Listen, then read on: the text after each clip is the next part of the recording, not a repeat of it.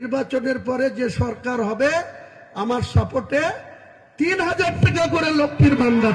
আর শুধু একটাই বলা, মুসলমান তাদের বুদ্ধির শুভ বুদ্ধির উদয় হোক, তারা যেন নিজেদের সম্মানের বিষয়টা কারো কাছে ছোটখাটো কিছু পাওয়ার আশায় আপনারা মাথা নত করবেন না।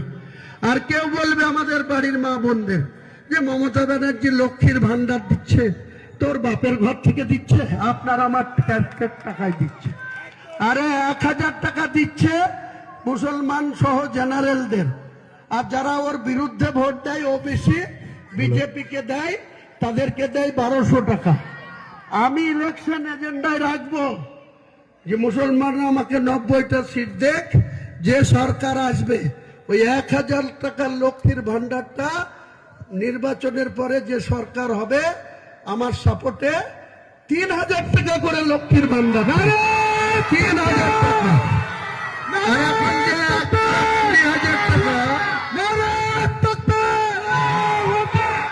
এখন যে 1,20,000 টাকা ঘরের টাকা পেতে গেলে তৃণমূলের নিচে স্তরের ক্যাডারদের মেম্বারদের 5,000, 10,000, 20,000 দিতে হয়, তারপরে 1,20,000। এক পয়সা লাগবে না, 2 লাখ করে ঘরের টাকা পাই দেব। 2 লাখ। কোন ক্যাডারকে 5 টাকা লাগবে না, আমি কথা দিয়ে গেলাম।